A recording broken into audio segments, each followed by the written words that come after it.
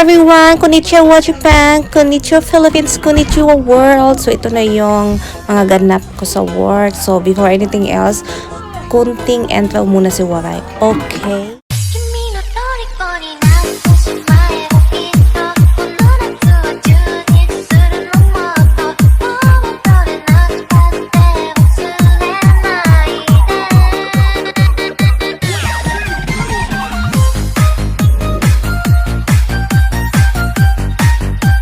Yung mga loves, kahit pagod na talaga ako, but you know, my face is still smiling. So ganyan talaga ako sa likod at harap ng camera, kahit you know, pagod na, stress na. Kung sa hapon pa, akaroy raw ako yung hewa, something like that. Yung parang kahit you know, napagod na sa work, smile pa rin.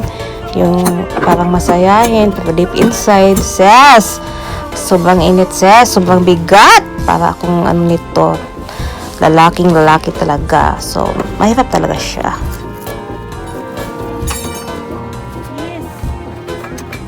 Yan yung beauty natin, sis. Pag nasa work, pag nasa labas, parang pakno. So, that's it. Reward din sa sarili na maging beautiful at sexy. But, you know, that's life.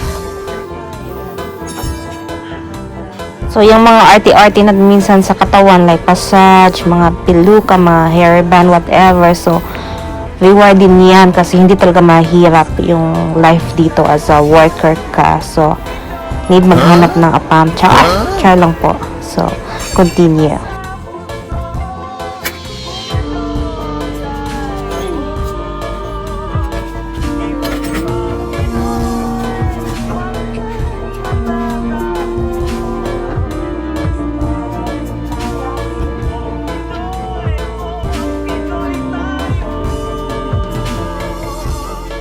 So, ganito yan mga sis. So, pag walang mga lalaki kasi sa workplace namin, kahit hindi yan yung work namin, tinatawag kami ni Kacho, yung mga boss namin na pag need talaga. So, you know, need magora sa place, no choice kasi trabaho.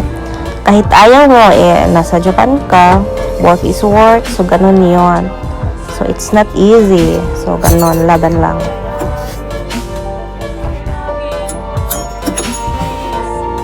So again, continue again. Enjoy lang natin yung mga watch yan, okay? So, continue.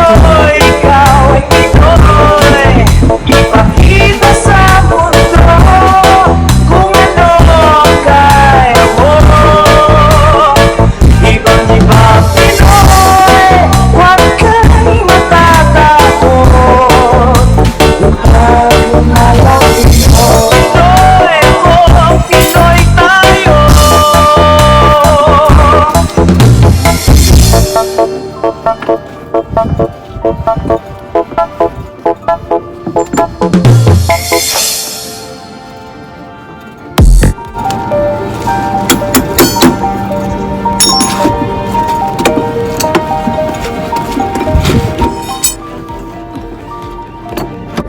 So, yan mga seswang, mga brother.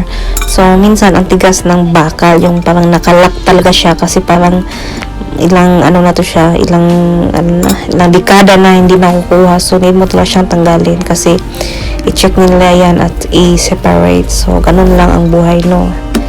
Dapat push pa para makuha mo yung bakal na yan.